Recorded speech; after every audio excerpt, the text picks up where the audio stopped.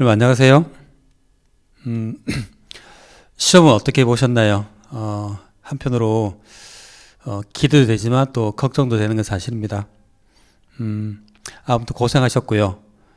이번 시간은 2025년 국가직 교정학 개론 문제 해설 강의를 해드리겠습니다. 먼저 이번 시험의 그 출제 경향이나 난이도를 잠깐 분석하고 문제를 한번 보도록 할게요. 먼저 이번 시험의 난이도는 여러분 작년 2024년이 워낙 역대급으로 어렵기 때문에 체감 난이도는 사실 많이 쉬웠다고 느껴지기도 합니다. 실제로 이제 난이도를 분석해 보니까 중간 정도, 중중, 중하 정도의 난이도 보니까 그 난이도 최상급에 해당되는 문제는 한 두세 문제 정도였던 것 같고요. 한 10문제 이상이 하급, 그리고 나머지가 한 중간 정도의 난이도로 구성되어 있는 것 같습니다. 그래서 열심히 제 커리를 따라오신 분들은 8점 이상을 다 받으셔야 돼요. 만약 8점 밑으로 받았다면 교정학에서는 손해보는 거죠. 좋은 점수가 아닙니다. 80점이나 85점 정도 받으셨다면 뭐 쏘쏘고요. 90점 이상 받으셨다면 당연히 뭐 잘하신 겁니다. 먼저 이제 그 출제 영역을 한번 살펴보도록 할게요.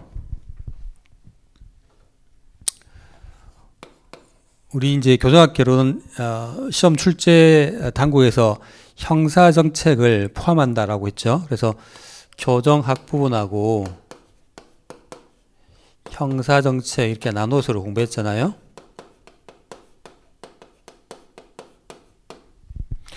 어, 2023년까지는 통상적으로 출제 비중이 한 여기서 10문항에서 12문항, 형사정책 파트는 8문항에서 10문항, 이 정도 출제돼요. 그냥 6대 4 정도, 5.5 대 4.5 정도, 그게 이제 출제 일반적인 경향이었습니다. 근데 이게 이제 깨진 게 작년이었죠. 2024년. 2024년도에는 출제 영역이 좀 바뀌어가지고 이게 어렵게 나오면서 이게 15문항, 이게 5문항 이렇게 출제되었습니다. 아주 이례적인 출제 경향이었죠. 그동안 쭉 이런 비율로 출제되다가 작년에 교정학이 대폭 출제 문항수가 늘어나면서 형사정책은 5문항밖에 출제가 안 됐었습니다. 그래서 형사정책을 양이 체업되잖아요. 뭐 교정학에 못지않게 양이 되는데 또 어려운 부분도 있고요. 그래서 열심히 공부했던, 그리고 저처럼 열심히 강의했던 사람들은 형사정책에서 이렇게 출제 문항수가 대폭 줄어드는 바람에 좀 현타가 오지 않았을까라는 생각이 듭니다. 올해는 어땠나요? 여러분들 시험 쳐보니까 올해는 작년과 마찬가지로 이게 16문항, 이게 4문항 이렇게 출제됐던 거죠. 이게 작년 출제의 경향이 이례적인 거라서 일회성으로 끝일 것인가, 아니면 앞으로도 이런 출제가 계속 지속될 것인가 좀 궁금했는데, 2년 연달아 이렇게 출제됨으로써 아마 내년 2026년도에도 아마 이런 출제 영향이 크게 달라지지 않을 것이다라고 조심스럽게 예측해 봅니다. 물론 출제 당국의 마음인데요, 또 출제위원의 마음인데요, 수험생들에게 불확실성을 주지 않기 위해서는 어느 정도 출제 경향이 뭐 최소 5년 정도는 이렇게 유지가 돼야 되겠죠. 5년, 10년 유지가 돼야 될 겁니다. 그래서 이왕 이렇게 2년 연달아 이렇게 출제 경향이 바뀐 상황에서는 아마 내년에도 2026년에도 이런 출제 경향이 크게 달라지지 않을 것이다. 양보해도 교정학에서 12문항 이상은 나오지 않을까. 작년 올해처럼 한 15문항, 16문항, 4문항 이렇게 출제될 수도 있고요. 조금 이게 형사정책이 늘어난다 해도 한 두세 문제 정도? 그래서 최소 교정학에서는 12문항 이상은 내년 출제될 것이다. 그래서 여기 대비해서 여러분들이 공부를 하실 때 그 학습량을 좀 적절하게 배분을 하셔야 되겠죠. 당연히 교정학을 좀 더 열심히 하시고, 형사정책은 중요하게 출제된 영역 부분별로 이렇게 부분에 대해서 집중적으로 선택과 집중을 더 할 필요가 있지 않나 생각됩니다. 구체적으로 여러분들 내용적으로 나누어서 한번 보면 크게 이제 교정학을 서론하고 교정학 서론, 그 다음에 가장 중요시 여기지는 형집행법령이죠.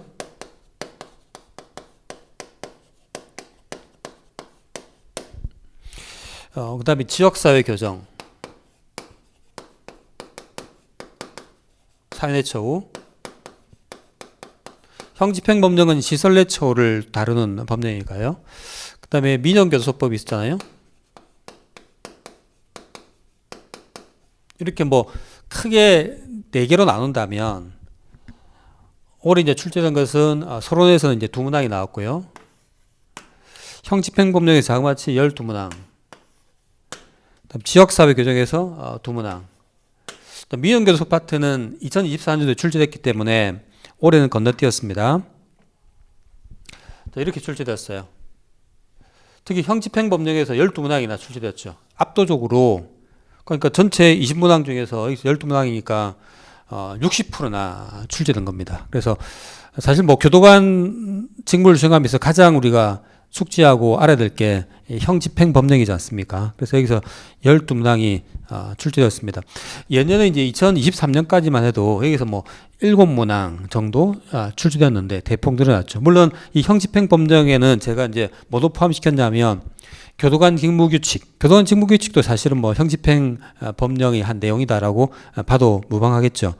그리고 교사업 특별회계 관한 법률, 그것도 이제 포함시켰습니다. 아무튼 여기서 12문항이 출제됐어요. 자, 그다음에 형사정책 파트는 세분화시키면 여기 서론, 저건 형사정책의 가장 중요하게 출제된 영역이 크게 3가지가 있다고 그랬죠. 바로 범죄 원인론,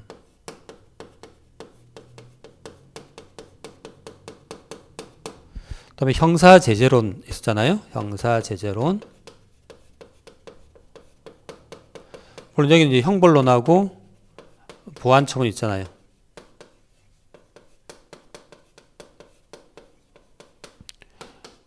그다음에 소년 형사정책론.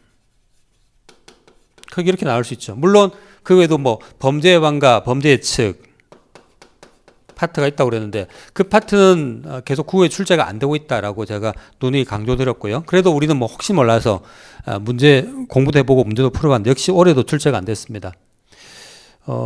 이렇게 나눈다면 4문항밖에 출제가 안 됐죠. 그래서 서론에서 1문항, 범죄 원인론에서 2문항, 그 다음 형사제재론. 여러분들 이 형사제재론 공부할 때 각종 법령 등을 공부를 많이 했고 시간 투자를 많이 했는데 허탈하게도 여기서 1문항이 출제되었습니다. 또 특이한 것은 소년 형사정책론, 뭐 소년법이 가장 중요한 영역인데 파트인데 1문항이 출제가 안 됐다는 거 특이하죠. 그래서 이렇게 총 4문항 나왔어요. 제가 강조했던 뭐 범죄 원인론과 형사제재론, 그 다음에 소년 형사정책론, 여기서 이제 이렇게 중요하다고 그랬는데 역시 여기서 출제되었고, 서론에서 이제 우리가 뭐 교정학에서 배웠던 전환제도가 나왔었어요. 자, 이렇게 이제 보시면 앞으로 그러면 이제 이런 올해 이렇게 출제됐는데 내년 대비해서는 역시 이제 아까 말씀드린 교정학 파트를 집중적으로 공부를 하셔야 되고요. 그 다음에 형사정책 같은 경우는 이제 조금 학습량을 좀 적절히 배분할 필요가 있다라고 말씀드렸잖아요. 특히 범죄 원인론 같은 경우는 빠뜨릴 수가 없습니다. 여러분들 출제를 빼먹을 수가 없으니까, 옛날에도 그랬지만 바뀐 출제 행황에서도 출제가 계속될 거니까 2문항씩 이렇게 출제된다고 보시면 될 것 같아요. 2문제 정도 범죄 원인론. 상대로 이제 형사제재론하고 소년 형사정책론, 여기서 이제 많이 출제될 때는 7, 8문항 출제되었는데 여기서 뭐 7, 8문항 출제된 적이 있습니다. 근데 지금은 이제 1문항, 작년도 마찬가지거든요. 작년에 여기서 안 나오고 여기서 나왔어요. 그러니까 여기서 이런 출제 영향이 따른데 1, 2문항 밖에 출제가 안 된다라고 한다면 여러분들 극단적으로 내가 공통 과목에 자신이 있다, 근데 교정학은 조금 자신이 없다. 그러면 공부할 때 여러분들 이 파트를, 교정학 파트를 집중하신 다음에 이건 어때요? 사실 형사제재론 같은 경우 각종 법령을 정리하기 힘들거든요. 이런 공부 하신 분들은 아시겠지만 소년 형사행정론도 소년법이나 보호소년처벌 정리하기 힘들어요. 그렇다면 극단적으로 시간 없고 내가 공통과목에 자신 있다 그러면 이걸 교정학 파트하고 형사적 파트는 범죄 원인론 정도 요거는 나온다면 내가 그냥 과감하게 틀려주겠다. 이런 극단적인 공부도 가능하다라는 이야기죠. 이런 출제 경향에서는. 물론 이제 이건 뭐 가정적인 이야기고요.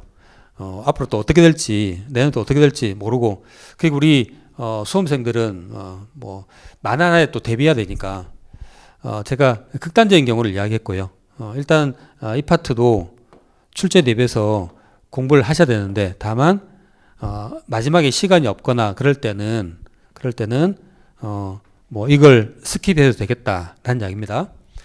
그래서 이제 출제가 이렇게 바뀌었고 이게 2년 연속으로 이렇게 출제됐기 때문에 아주 유미한 출제의 변화다, 중요한 변화다라고 말씀드릴 수 있겠습니다. 자, 그래서 이제 내년은 이제 제가 이제 내년 대비해서 기본 이론 강의할 때도 다시 강조해드리겠지만 이런 출제 경향이 바뀌었다는 점. 그리고 이제 이번 시험을 문제를 분석할 때도 느낀 거지만 역시 가장 중요한 것은 강의, 제 강의하고 기본 이론 강의하고 심화 이론 강의, 그다음에 기본서 정독, 이 가장 중요하다는 것을 매번 말씀드립니다. 우리가 모의고사, 각종 모의고사에서 풀어보지 않았던 것도 시험에 나왔는데, 이것도 시험에 나왔지, 모의고사 풀어보지 않았지만, 기본이나 심화 이론 강의에서 제가 말씀드리고 체크 드렸던 그런 부분들이에요. 그래서, 가장 중요한 게 바로, 강의하고, 기본서 정독이다라는 걸 다시 말씀드립니다.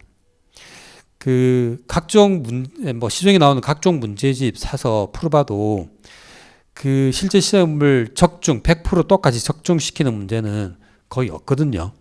없습니다. 그래서, 유행수를 기대하면서 문제집이나 요약집만 가지고 어떻게 돌려서, 점수를 획득하겠다. 이건 좀 아니라는 생각이고, 절대 고득점 안 됩니다. 그렇게 공부해가지고는 어느 정도 점수는 받을 수 있겠지만, 고득점 절대 할 수 없어요.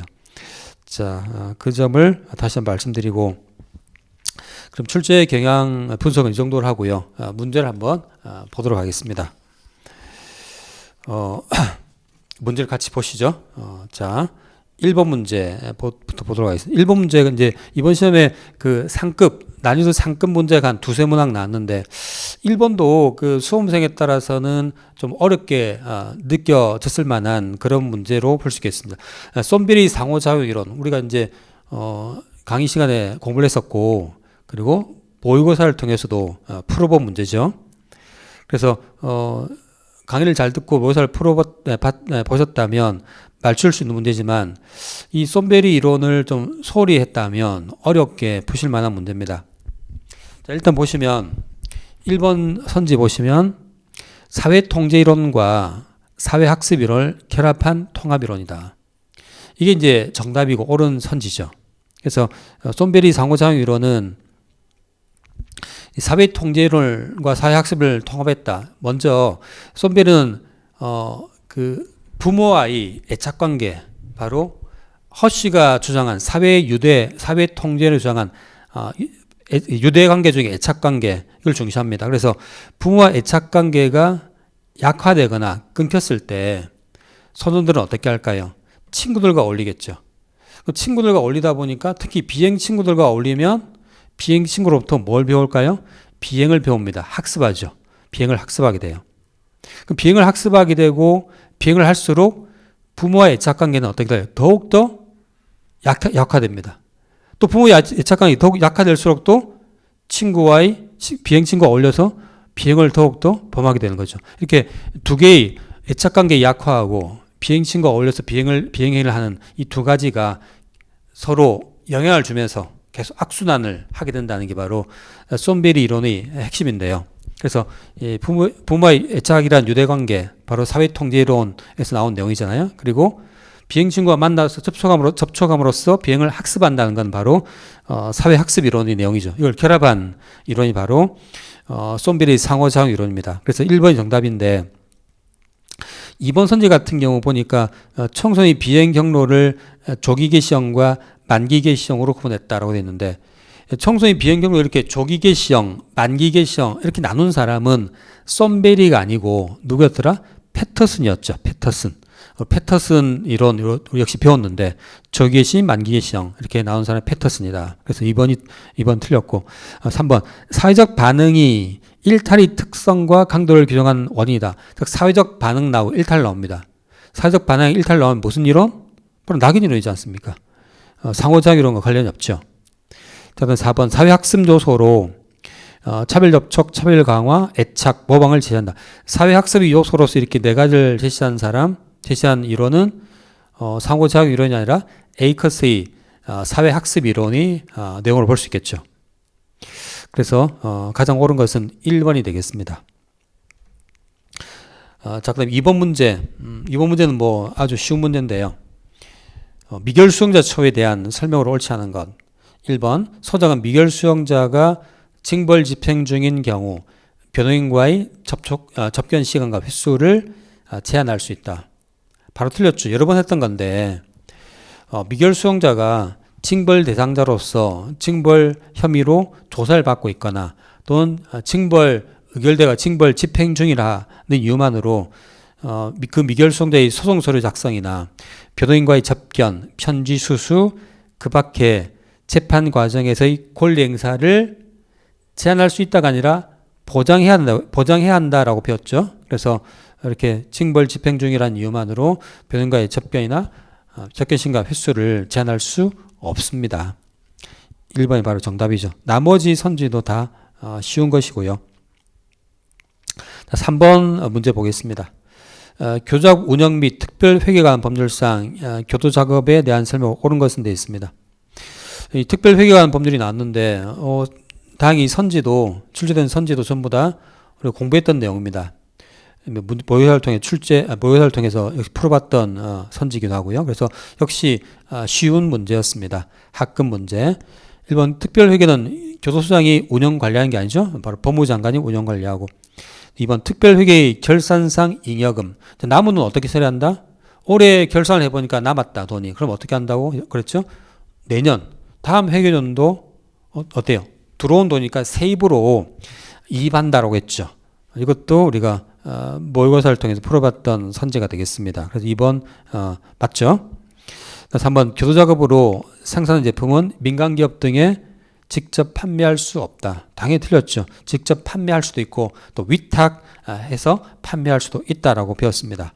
4번 장관은 교도작업으로 생산된 제품의 종류와 수량을 회계연도 개시 2개월 전까지 공개해야 한다. 이것도 많이 나왔던 건데 2개월 전이 아니라 1개월 전. 쉬운 문제였고요. 자, 4번 문제. 자, 시행규칙상 경비처급 조정에 대한 설명으로 옳지 않은 것. 이것도 우리 많이 다뤘던 건데 형기 6분의 5에 도달했을 때는 정기지임사 할 때 경비처급을 상향하기 위해서 필요한 평정 소득 점수는 8점이 아니라 7점 이상이라고 그랬죠. 일반적 경우 8점인데 마지막 정기지임사 6분의 5 정기지임사의 경우는 7점 이상이라고 그랬습니다. 이번 경비처급 하향 조정의 평정 소득점수 기준은 5점 이하이다. 상향은 8점 아니면 7점인데 하향은 5점 이하라고 그랬죠. 3번도 우리가 뭐 직접 모의고사에도 풀었던 건데 조정된 초등급에 따른 처우는 그 조정이 확정된 날부터가 아니라 확정된 다음 날부터 한다라고 여러 번 반복했었습니다. 쉽죠? 자, 그 다음에 경비처급을 조정했을 때는 지체 없이 수용자한테 이제 알려야 되고요. 자, 그 다음 5번 문제. 5번 문제는 너무나 쉬운 문제였는데요. 법률상 수용자가 정보공개를 청구할 수 있는 대상이 아닌 것. 이 정보공개 청구의 대상하고 우리 청원의 대상을 비교해서 공부했었잖아요. 청원 대상은 수용자가 누구한테 청원한다? 법무부 장관, 그 다음에 순회 점검 공무원, 그 다음에 지방 교정청장이었죠. 근데 정보공개 청구의 상대방은 어땠더라? 장관은 똑같죠. 그 다음에 지방청장도 똑같습니다. 순회전국 공무원이 빠지고 누가 들어가요? 소장이 들어가죠. 청원은 소장한테 하는 게 아닌데 소장이 불복할 때 하는 게 청원이니까. 근데 정보공개 청원은 당연히 소장한테도 할 수 있습니다. 그래서 보면 뭐 이번에 교정본부장 당연히 틀렸죠. 이 교정본부장이 올해 시험에서 많이 이렇게 카메오로 출연했어요. 카메오가 아니라 중요한 주연으로 출제되었다고 할 수 있겠네요. 여러 군데 몇 문제에서 교정본부장이 틀린 선지에 등장을 했었습니다. 그래서 제가 문제풀이 할 때도 말씀드렸죠. 교정본부장은 몇 군데 안 나온다고. 교정본부장이 나오면 거의 틀린 것으로 보셔도 된다고. 그래서 교정본부장이 나온 부분 몇 군데를 제가 말씀드렸고, 대부분 교정본부장이 이렇게 틀린 선지에 많이 등장한다라고 말씀드렸습니다. 역시 마찬가지로 이 5번 문제에서도 교정본부장이 정답이 되겠죠. 그 다음에 6번 문제 치료 감호 등에 관한 법률. 우리 이제 보완처분론에서 보통 예전에는 뭐 서너 문제씩 많이 출제를 5문제 출제했는데 2024년도에는 한 문항 출제 안 되었고 올해는 치료감호법에서 한 문항이 출제되었습니다. 바로 이 문제죠. 자, 치료감호에 대한 설명 옳지 않은 것.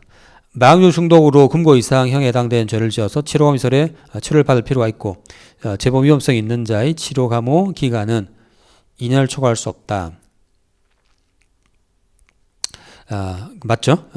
그 15년 초과할 수 없는 경우, 2년 초과할 수 없는 경우가 있는데, 마약 중독자 같은 경우, 알코올 중독자와 마찬가지로 2년 초과 못하고요.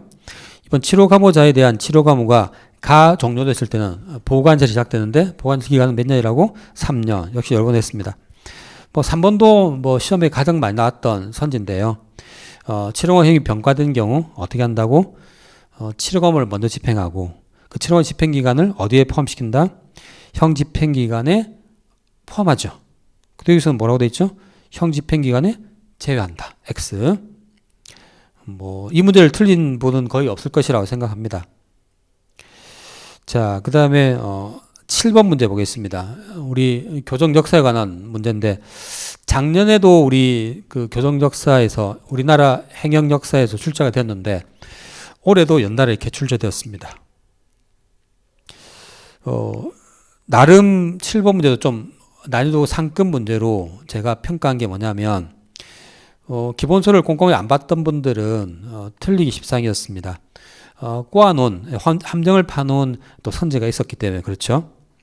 자, 보시면 갑오개혁 이후 행영제도에 대한 설명으로 옳지 않은 것.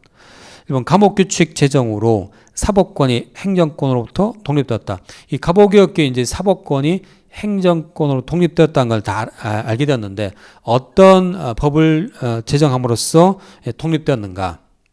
그럼 기본서 보시면 명시로 나와 있습니다. 바로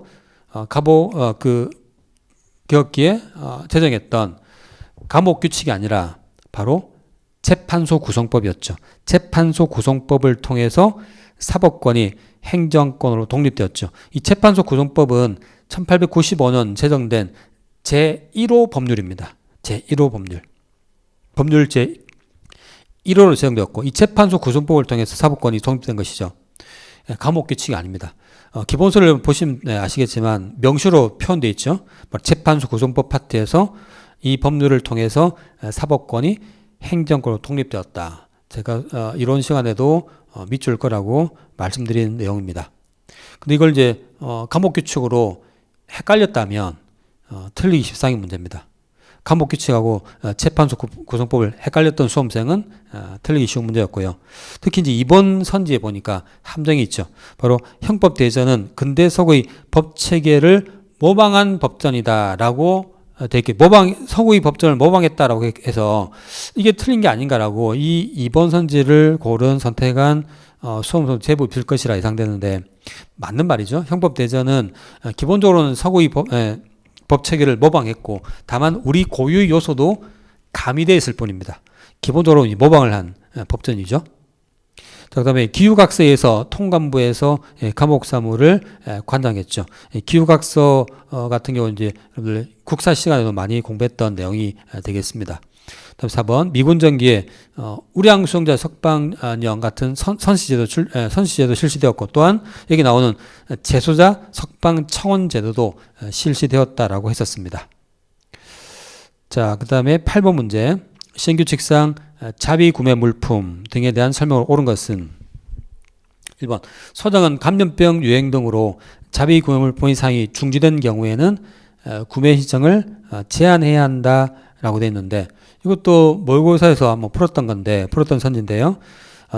구매 신청을 제한해야 한다가 아니라 제한할 수 있다라고 우리가 모의고사에서 푼 적이 있습니다. 제한할 수 있다. 그래서 1번 틀렸고요. 소장은 교작업 제품으로서 자비 구매 물품으로 적합한 것은 법무부 장관으로부터 지정받은 자비 구매 물품 공급자를 거쳐서 우선 공급할 수 있다. 이게 맞는 것이죠. 이게 정답이 되겠습니다. 자, 그 다음에 3번 교정본부장 또 나왔죠. 교정본부장이 나오면 여러분들이 기억하는 4가지 말고는 틀렸다라고 문제를 푸시라고 그랬는데 역시 마찬가지로 이게 이 교정본부장 이게 틀렸죠. 교정본부장이 아니라 법무장관이라고 해야 맞습니다. 즉 그렇다 보니까 통일된 기준을 제시할 수 있다라고 되어 있죠. 통일된 기준 제시는 교정본부장이 아니라 바로 법무부 장관이 되겠고요. 그다음에 4번 선지 소장은 공급 제품이 부패, 파손, 규격 미달 그 밖의 사유로 수용자에게 공급하기에 부적당하다고 인정한 경우에는 교정본부장에게 이를 보고하고 필요한 조치를 한다. 역시 또 교정본부장이 나왔습니다. 이거는 이제 일단 앞부분 소장은이라고 되어 있는데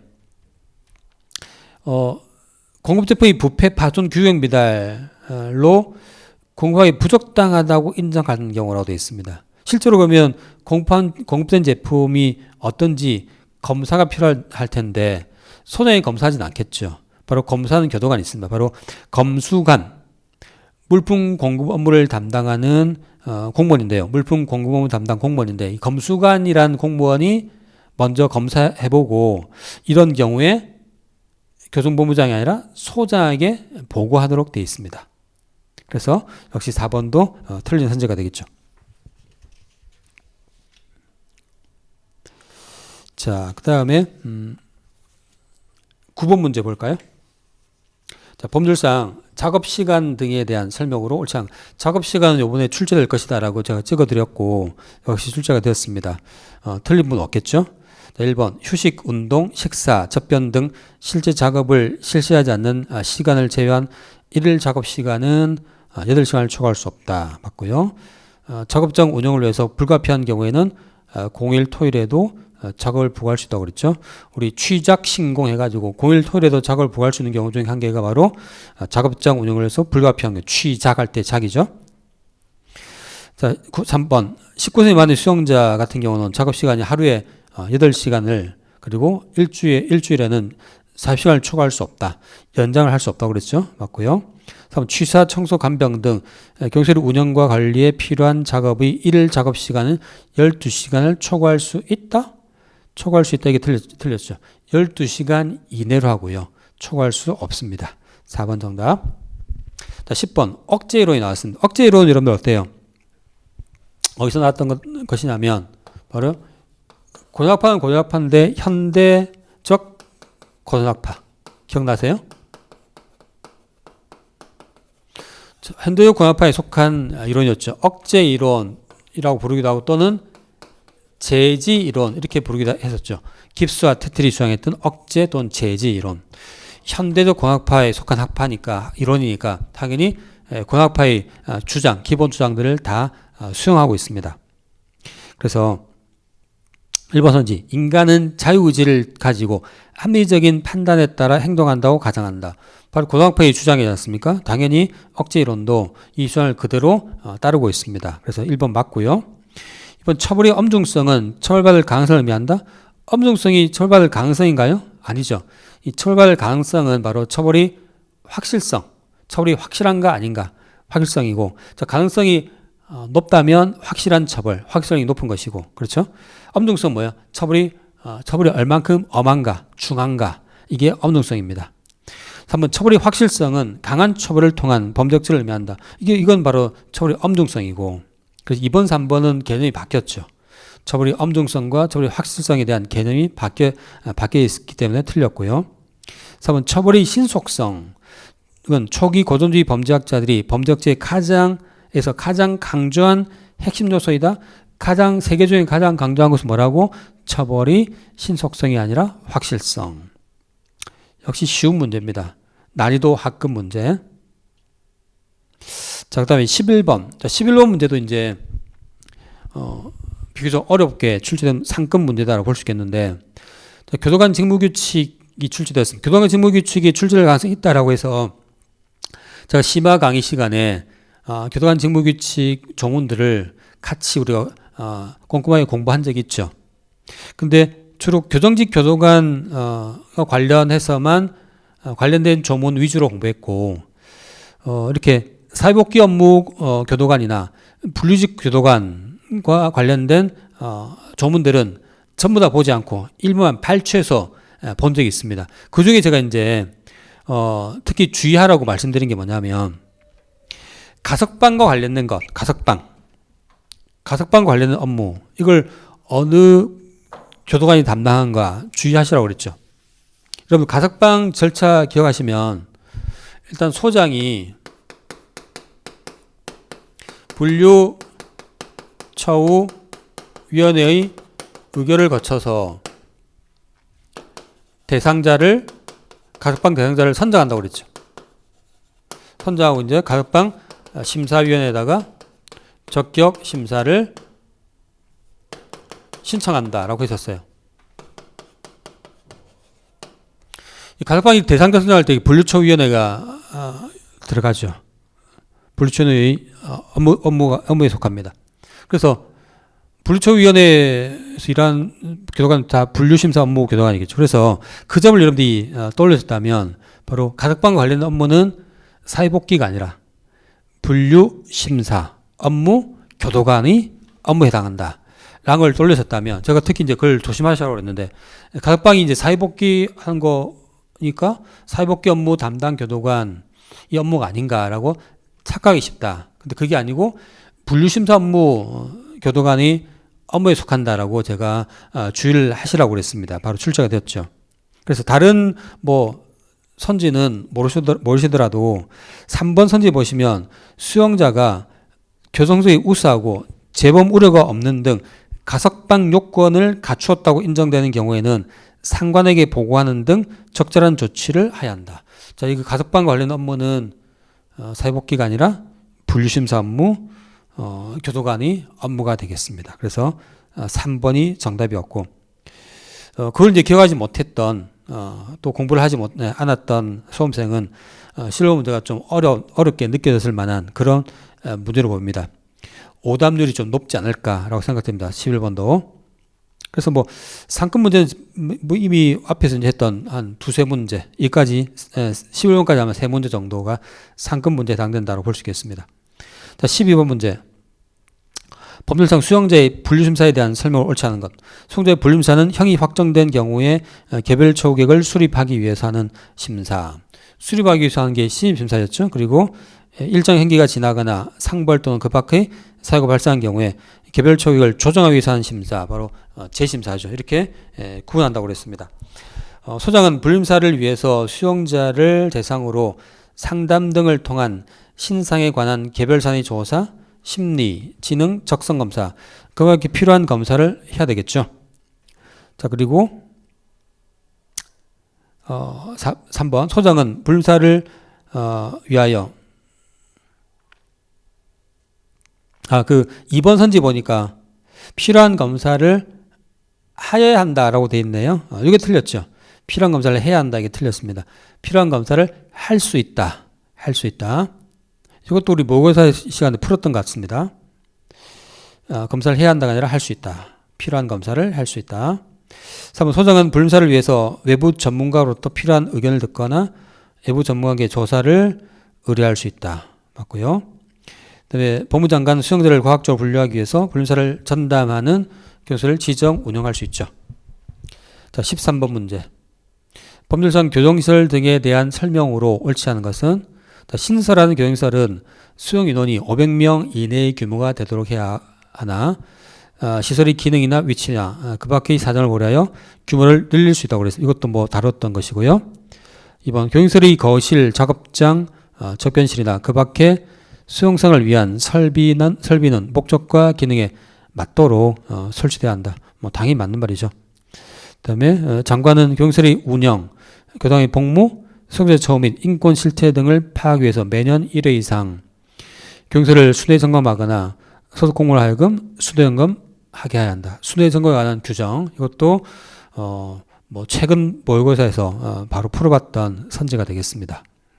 4번 교육설의 설치 및 운영에 관한 업무의 일부를 위탁받을 수 있는 그래서 1, 2, 3번 보니까 틀린 데가 없잖아, 그죠? 그러면 뭐 4번 볼 것도 없이 틀린 설명 오선지다라고 볼 수 있겠는데 한번 읽어보시면 이렇게 업무 일부를 위탁받을 수 있는 법인의 자격 요건이나 교육설의 시설 기준, 대상자의 선정 기준, 그다음에 수용자의 처우 기준, 위탁 절차, 국가 감독, 그 밖에 필요한 사항은 따로 대통령령으로 정한다고 되어 있습니다. 제가 마지막에 그 법무부령 위임 사항과 대통령 위임 사항을 정리해 가지고 정리 자료로 올려드린 적이 있는데 대통령령에 위임된 사항들은 별로 없었죠. 그래서 이렇게 대통령 나와 한번 의심해 보셔야 되겠는데 이것도 역시 마찬가지 이게 틀렸습니다. 대통령령이 아니라 법률로 정한다 라고 되어 있거든요. 이걸 몰라도 1, 2, 3번이 쉬운 선지이기 때문에 4번을 정답으로 고른 데는 어려움이 없었을 것이다 라고 생각됩니다. 자, 14번 법령상 규율을 허가할 수 있는 요건으로 옳지 않은 것. 사례형으로 나왔죠. 규율 요건을 적용해서 각 사례에서 규유가 가능한가 가능하지 않은가 사례가 나왔는데 규율권을 여러분들이 잘 기억하지 못하시는 분들은 좀 어렵게 느꼈을 만한 문제지만 우리 교육권은 워낙 많이 다뤘기 때문에 웬만하면 다 맞췄을 것이다 라고 예상합니다. 1번 개방처급 수용자 A는 뭐 개방처급은 당연히 일반 규유, 특별히 다 가능하죠. 일단 규유 요건을 갖췄는가 한번 보시면 3년 징역형을 선고받고 현재 3개월 동안 보육 중이다. 일단 교육 가능하려면 일반 교육 가능하려면 6개월 보육하고 형기 3분의 1 지나야 되는데 6개월 보육 아직 안 했죠? 그러면 교육 안 되는 게 아닌가 생각할 수 있는데 이런 교육 요건은 일반 교육에 그렇고 특별 교육 같은 경우는 뭐 이런 요건 필요 없잖아요. 형기 요건 필요 없습니다. 근데 어떤 사연가 보니까 장모의 장례식에 참석하기 위해서 장모의 장례식 참석? 그러면 장모가 사망했죠. 우리 특별교유사에 보니까 뭐가 있어요? 가족 또는 배우자의 직계존속이 사망했을 때 특별교유사회잖아요.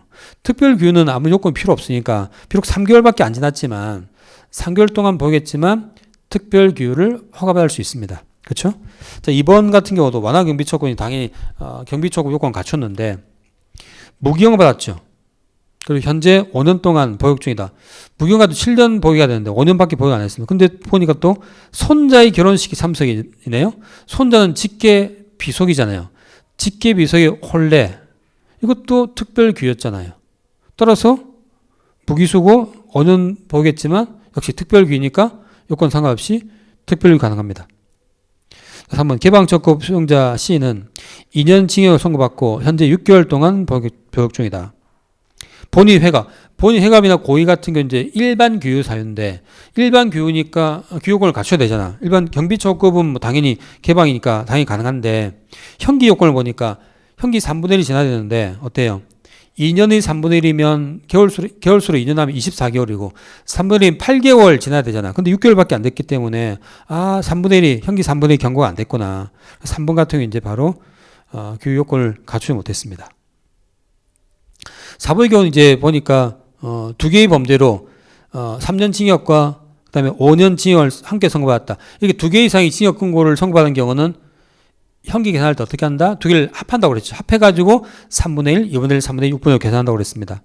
보니까 3분의 1, 2분의 1, 6분의 5는 이거는 불림사, 전기재임사 그거고 규에서는 3분의 1.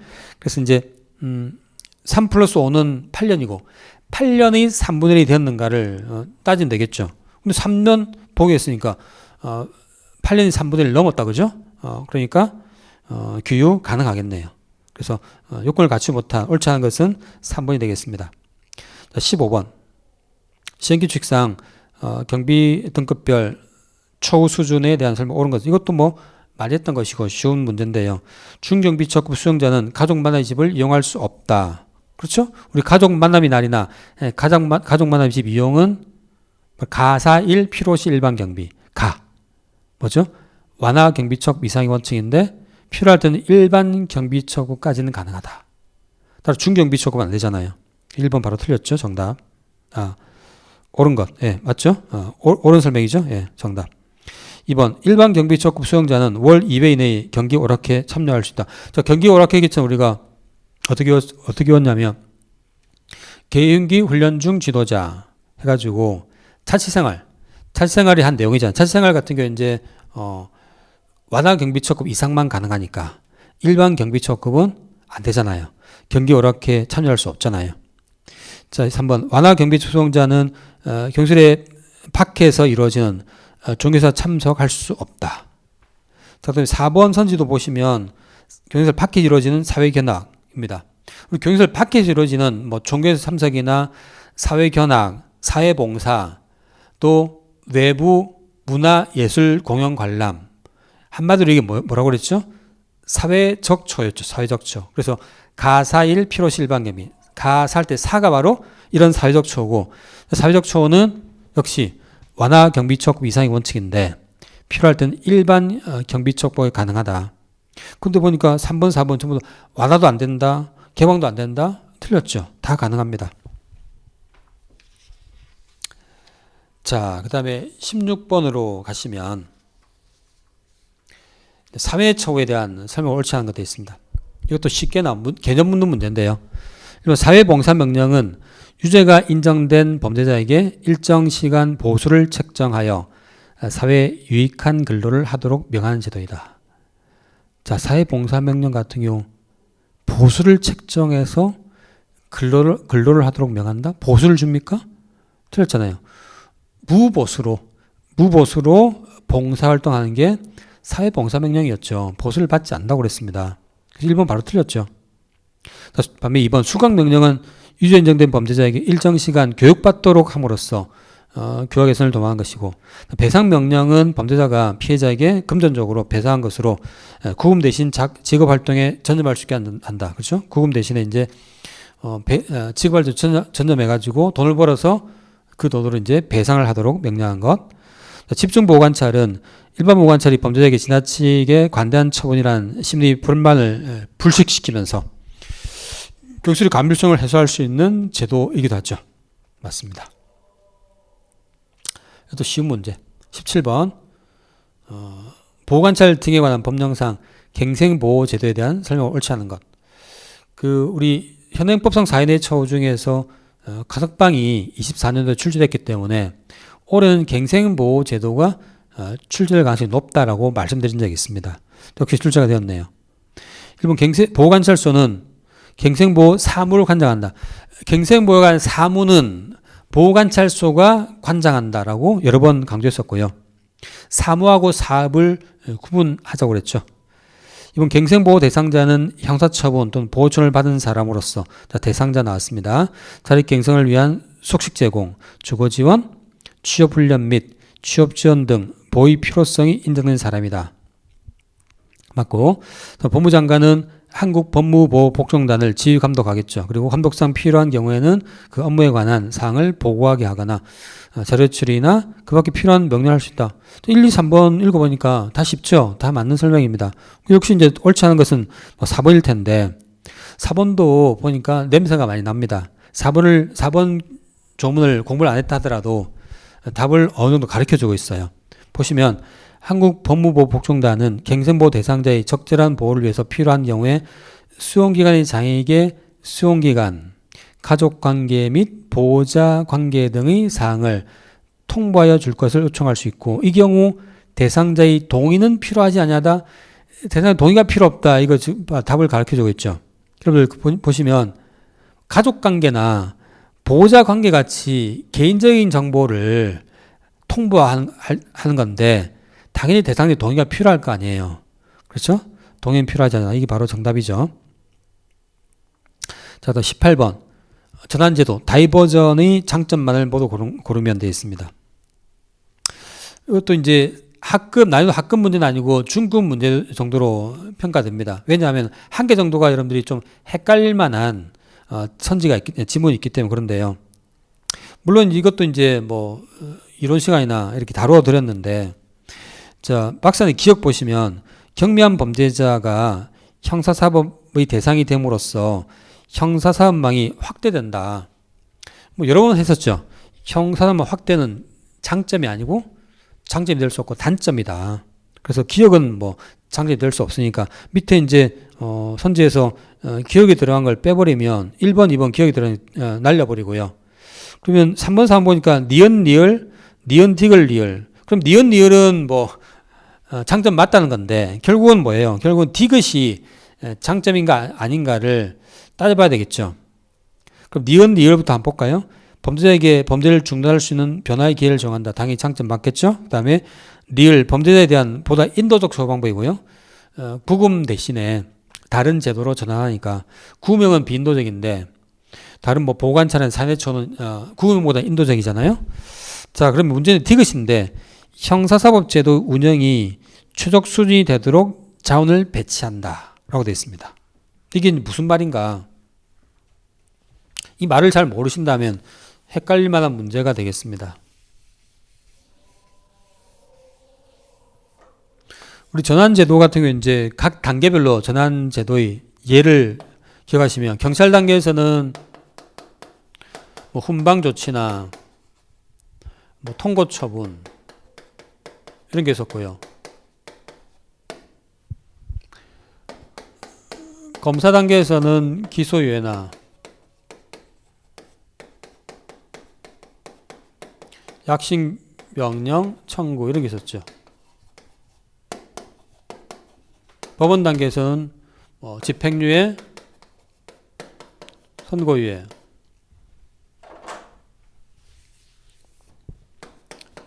약식 명령, 사회봉사나 수강명령, 보관차 이런 것들이 전환제도에 속하는 것들인데, 그러면 이제 결국 이제 여기서 최종적으로 이제 여기서 형이 확정돼 가지고 교도소에서 구금형이 처해짐으로써 발생할 수 있는 낙인 효과를 줄이자는 게 전환제도니까 그 이전 단계에서 이제 이런 식으로 절차에서 이제 빼버리는 절차 이탈하도록 하는 게 전환제도지 않습니까? 그러면 형사사법의 각 단계에서 이렇게 대상들을 이렇게 다른 제도 절차로 전환시켜버리면 결국 여기서 이제 여기 많이 안 몰리겠죠. 이게 몰려가지고 교동시설이 과밀수용 문제가 해소될 겁니다. 그래서 이렇게 전환제도를 활용해버리면 각 국가기관별로 적절하게 업무가 분산됨으로써 적절한 자원의 배치가 가능하다 이렇게 말할 수 있는 겁니다. 그래서 한쪽에 뭐 너무 과부하가 발생하지 않도록 각 단계별로 적절하게 전환제도를 활용하면 자원의 효율적인 배분, 적절한 배치가 일어날 수 있다. 뭐 경비도 그렇고 인적 자원, 공무원도 그렇고요. 적절하게 배치할 수 있다는 이야기죠. 그래서 디귿도 전환제의 장점이다라고 할 수 있겠습니다. 자, 그다음 19번 법정상 장애인 수용자와 노인 수용자의 처우에 대한 설명 옳지 않은 것. 장애인 수용자 전담 경술의 장은 장애인의 재활에 관한 전문적 지식을 가진 의료진과 장비를 갖추도록 노력해야 한다. 자, 의료진과 장비는 갖추도록 노력해야 한다라고 했었죠. 맞고요. 장애인 수용자 전담실의 장은 장애인 수용자에 대한 직업훈련이 석방 후 취업과 연계될 수 있도록 그 프로그램의 편성 및 운영에 특히 유의한다. 맞고요. 소장은 노인 수용자가 작업을 원하는 경우에는 나이, 건강 상태 등을 고려하여 해당 수용자가 감당할 수 있는 정도의 작업을 부과돼. 이 경우 보안과장의 의견을 들어야 한다. 틀렸죠. 보안과장이 여기서 왜 나옵니까? 바로 노인 수용자니까 작업 부과할 때 누구 의견을 들어야 한다? 의무관의 의견을 들어야 한다. 이것도 많이 다뤘고요. 정답이 되겠습니다. 자, 그 다음에 4번 선생님 목욕 횟수를 노인 수용자가 목욕 횟수를 늘릴 수 있다는 거 맞죠? 자, 마지막 20번. 다음 교정처우 이념에 대한 설명으로 옳지 않은 것. 박사는 어떤 교정처우 이념을 설명하고 있는데 뭔지 먼저 보겠습니다. 소년보호 사건의 경우에 판사가 소년의 품행을 교정하고 피해자를 보호하는 데 필요하다고 인정하면 소년에게 피해 변상 등 피해자의 화해를 권고할 수 있고, 판사가 화해를 권고하네요. 자, 화해가 잘 이루어진 경우 이를 보호처분 결정에 고려할 수 있다. 화해가 이루어졌으니까 보호처분도 좀 더 가벼운 보호처분을 부과한다거나 이렇게 할 수 있다는 이야기죠. 그러면 가해 소년과 피해 소년이 화해를 하게 되면 보호처분이 조금 더 가벼운 처분으로 이렇게 고려될 수 있다는 건데, 그럼 이런 그 해결 방법은 바로 뭐냐면 우리가 중요하게 다뤘던 바로 회복적 사법이죠. 회복적 사법의 한 프로그램으로 볼 수 있겠습니다. 회복적 사법에 의한 해결. 결국 이제 회복적 사법에 대한 문제다라고 보시면 되겠죠. 그래서 여러분들이 이걸 읽고 회복적 사법의 한 내용이다라고 캐치를 하셔야 되겠습니다.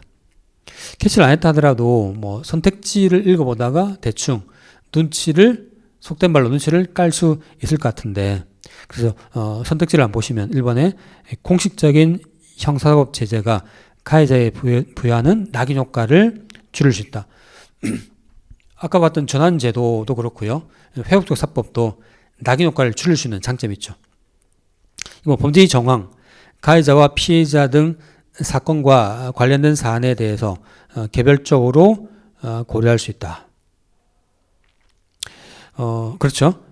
여러 가지 관련된 사안에서 범죄 정황도 고려할 수 있고 가해자와 피해자의 관계도 고려할 수 있는 장점이 있습니다. 3번, 강력 범죄자보다는 소년 범죄자에게 적합하기 때문에 사회적 무질서를 바로잡는 것과는 무관하다라고 되어 있습니다. 이 회복사법에 의한 해결은 강력 범죄자한테는 적절치 못하고요. 특히 소년 범죄자한테 적합한 그런 절차로 평가받습니다. 따라서 강력 범죄자는 적절치 못하고, 그렇다면 소년 범죄나 아니면 경미한 범죄, 경범죄처벌법의 법상의 행위 같은 경미한 범죄에 대한 적합한 처벌 방식으로 생각할 수 있겠습니다. 따라 경미한 범죄라면 그게 경범죄처벌법에도 나와 있지만 대부분 사회적 무질서 행위하고 연결되죠. 따라서 이런 회복사법에 의한 해결 방식은 소년 범죄자에게도 적합할 뿐만 아니라 사회적 무질서를 바로잡는 것과도 관련되겠죠.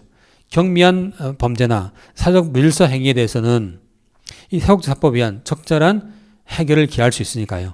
무관하다라고 말할 수 없습니다. 관계가 관련이 있다라고 말할 수 있겠죠. 그래서 3번이 정답이 되겠고요. 3번, 가해자로 하여금 자신의 행동에 대한 원인과 결과를 직시하게 하고 행위에 대한 진정한 책임을 갖게 한다. 우리 회복사법이 이론적 틀이 되었던 재통합적 수치심 부여 이론에도 나오는 말이잖아요. 진정한 반성, 진정한 책임을 갖게 하는 게 또 회복사법의 장점의 하나였습니다. 자, 이렇게 해서 여러분들 교정학 개론 기출 문제를 다 한번 풀어보고 해설을 해드렸습니다. 자, 그래서 해설 다 해드렸는데 앞에 제가 서두에 말씀드린 대로 출제 경향이 어떤 의미 있는 변화가 있으니까 2026년 그 시험을 대비하는 새롭게 공부하시는 분들은 제가 이제 2026년 대비 커리에서도 충분히 설명드리고 강조를 할 겁니다. 그래서 그에 맞도록 여러분 대비가 철저히 필요하다라고 볼 수 있겠습니다. 아무튼 이번에 올해 그 시험 치신 수험생 여러분들 고생 많이 하셨고요. 모두 좋은 결과 있기를 바라겠습니다. 좋은 결과 얻어가지고 저한테 연락 주시기 바랍니다. 모두 고생하셨습니다. 감사합니다.